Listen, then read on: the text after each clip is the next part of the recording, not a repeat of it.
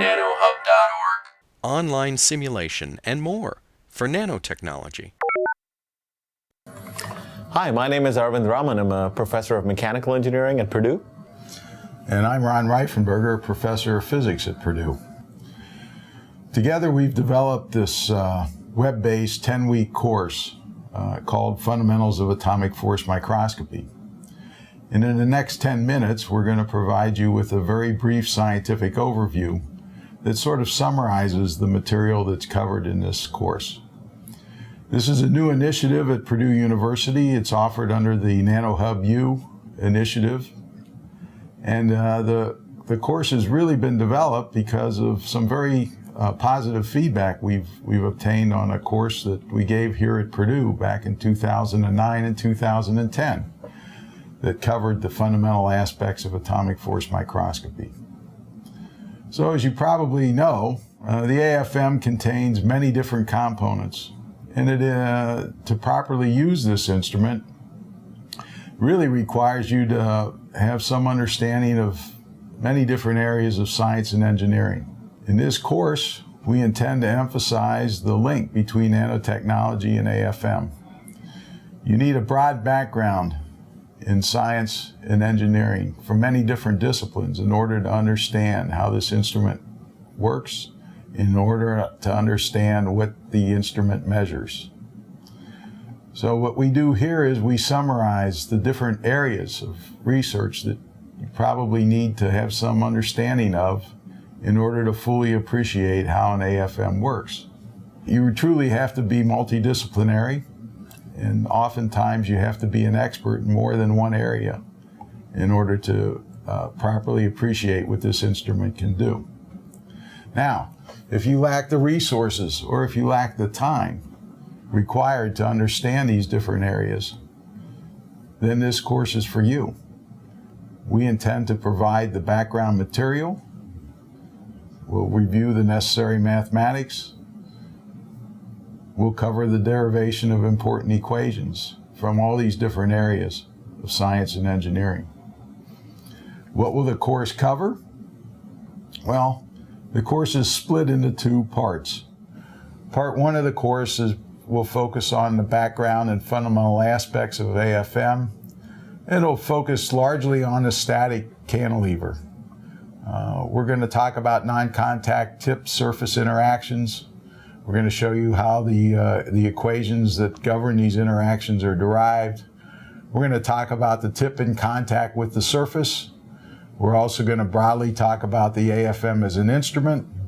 We'll discuss force spectroscopy and contact mode scans. And then lastly, interleaved between these 4 weeks of lectures, we'll discuss computer simulations of AFM experiments, focusing largely on the static cantilever using this tool VEDA that Arvind and his group has developed here at Purdue.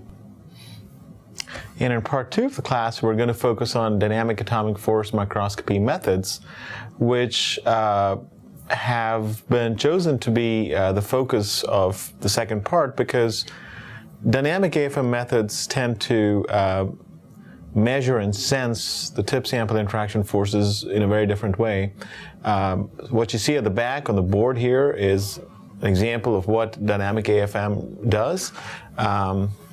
And what we have in dynamic atomic force microscopy is we have a resonating cantilever, and we tend to sense and measure forces between a few atoms on the tip and a few atoms on the surface by means of how those forces change the oscillations of this probe. And so in order to understand dynamic atomic force microscopy, we really need to have a very good understanding of the coupled model of the oscillating cantilever and interaction forces, and really understanding how one affects the other going both ways.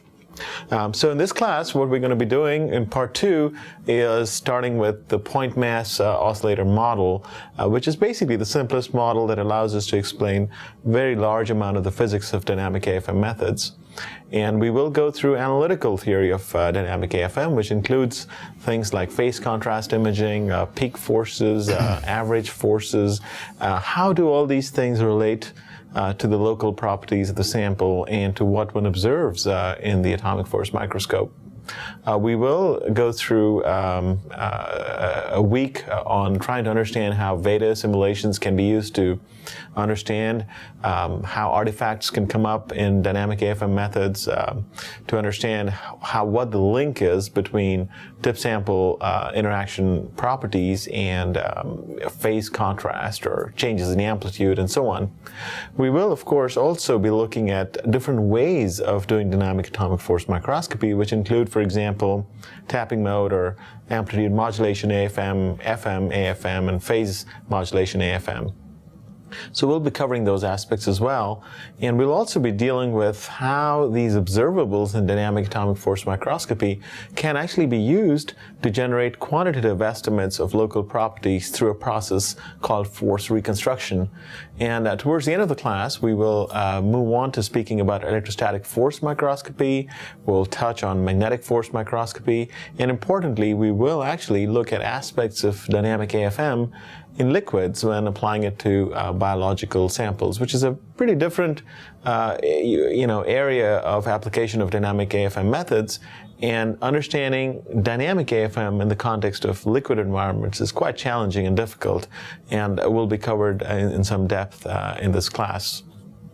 To fully benefit from the material that we're going to cover in the class, we recommend certain prerequisites. And those prerequisites are going to include certain classes you might take at a freshman or sophomore level, for example, differential integral calculus, differential ordinary and partial differential equations, a standard introductory 2-semester class in physics would be a very relevant background for this class. Beyond these freshman or sophomore level classes, we do believe that if you have exposure to other undergraduate level mechanics classes, such as statics, dynamics, mechanics, and materials, or a class on electromagnetism, or a class on quantum mechanics with particular emphasis on atomic structure, all these would help you and understand parts of the class better and faster if you do have this background. Now, one of the important features, as was mentioned earlier, of the class is going to be that we are covering a lot of material, and we're going to provide all the background to understand the equations and the theory that arises. In doing so, one of the things we've had to do, one of the challenges we've had to deal with is how to have a unified treatment across all these different areas of physics and mechanics and engineering and science put together. And this is a particular highlight and feature of this class, and we're going to deal with common notation, streamline terminology, and make it all consistent through both parts of the class. Another very important piece of what distinguishes this class is the use of simulations using Veda on the cyber infrastructure of the nanoHUB. And what this allows you to do is actually perform numerical experiments to really understand and make sense of the theory and the physical principles being discussed in the class. And it really is like doing experiments, except it's on a computer, and it's done through this freely available software. So to summarize, the purpose of this 2-part course is to provide a comprehensive and unified overview of AFM. We'd like you to understand the important equations encountered in AFM, and we'd like you to learn how to derive and apply them correctly. We'd also like you to be able to perform realistic numerical simulations using the Veda software.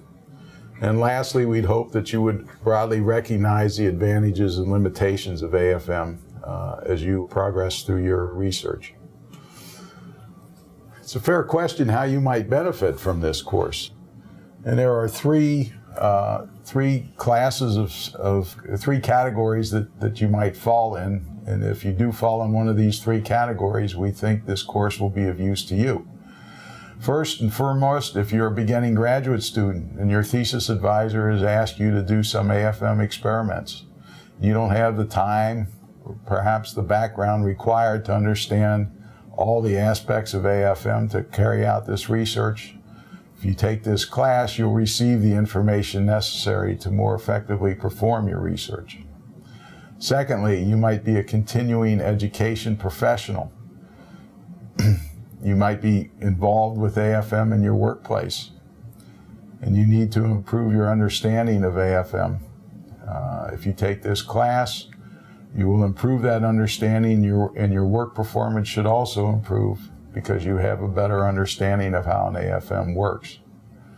And then lastly, there's a growing trend to use AFM in industry. The AFM instrument is no longer an academic instrument. It's no longer confined to academia. It's being used in a variety of different ways to solve real industrial problems. So if you're curious about these commercial industrial applications and you take this course, you're going to receive the background necessary to understand how AFM might be used for your particular application.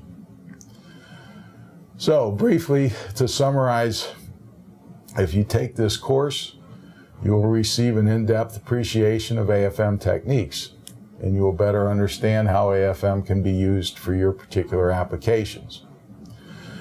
Space is limited in this course, so register now at the link given below, and we hope to see you online when this course begins. Thank you for your interest.